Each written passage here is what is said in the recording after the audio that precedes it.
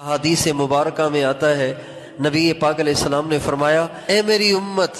میرا دنیا میں رہنا بھی تمہارے لیے رحمت ہے، میرا دنیا سے چلے جانا یہ بھی تمہارے لیے رحمت ہے۔ آپ کا دنیا میں رہنا رحمت ہے، یہ تو سمجھ میں آتا ہے کیسے کہ ہمارے نبی سے اللہ تعالیٰ نے فرمایا وَمَا كَانَ اللَّهُ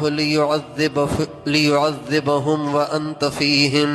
وَمَا كَانَ اللَّهُ لِيُعَذِّبَهُمْ وَأَنْتَ فِيهِمْ۔ اے میرے نبی، جب تک آپ ان میں موجود ہیں میرا وعدہ ہے انہیں عذاب نہیں دوں گا۔ تو ہمارے نبی کا ہمارے لیے اس دنیا میں ہونے کے زمانے میں رحمت ہونا یہ تو ہے کہ جب تک نبی اکرم صلی اللہ علیہ وسلم اپنی امت میں موجود ہیں تب تک اللہ اس امت کو عذاب نہیں دے گا۔ تو رحمت ہونا سمجھ میں آ گیا، رحمت ہونا سمجھ میں آ گیا۔ لیکن آپ علیہ السلام نے فرمایا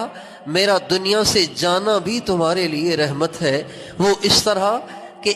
جب میں دنیا سے چلا جاؤں گا تو میری امت کے اعمال فرشتے میرے پاس لے کر آئیں گے۔ پھر آپ نے فرمایا جب ان میں اچھائیاں دیکھوں گا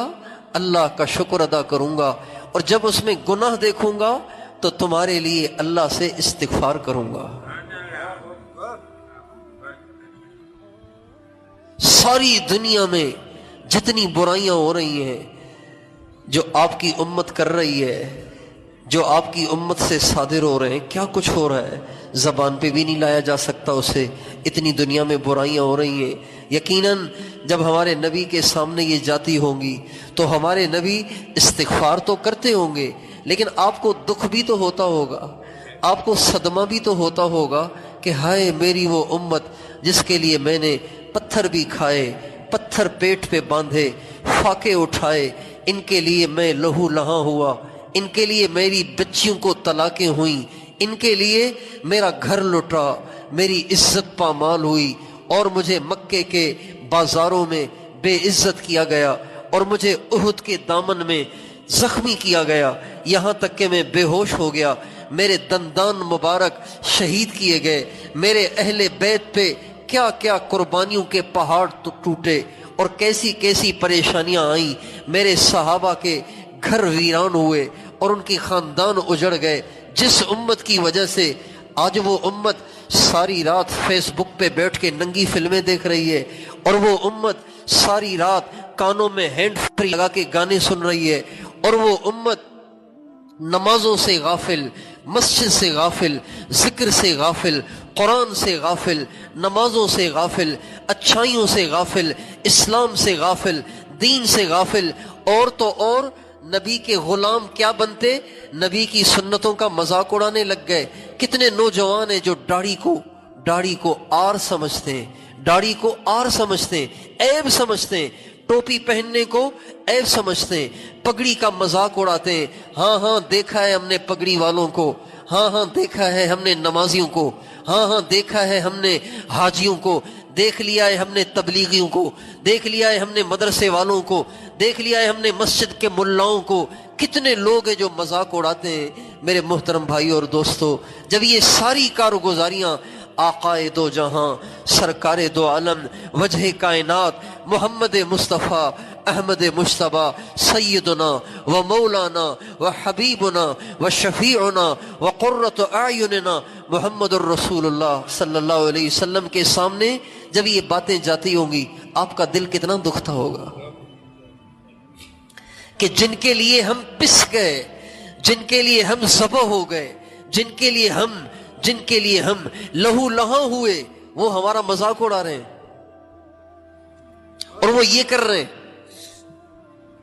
جن کے لیے ساری رات دعائیں مانگی، ان کی راتیں فیس بک پہ گزر رہی ہیں، ان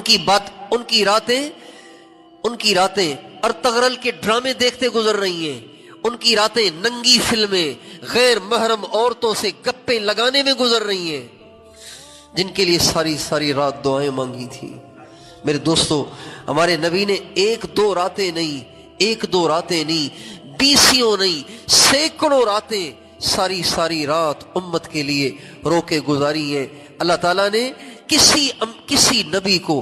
کسی نبی کو اس طرح تسلی نہیں دی جس طرح ہمارے نبی کو تسلیاں دی ہیں، کسی نبی کو ایسے تھپکیاں نہیں دی جیسے تھپکیاں ہمارے نبی کو دی ہیں، کسی نبی کو روتے روتے خاموش نہیں کرایا، ہمارے نبی کو خاموش کرایا۔ ہمارے نبی اتنا روتے اتنا روتے اتنا روتے، اپنے لیے نہیں، اہل بیت کے لیے نہیں، اپنے صحابہ کے لیے نہیں، میرے دوستوں تمہارے لیے، تمہاری بیویوں کے لیے، تمہارے بھائی بہنوں کے لیے، تمہارے بچوں کے لیے، ساری دنیا کے رہنے والے سارے گنہگار مسلمانوں کے لیے آپ اتنا روتے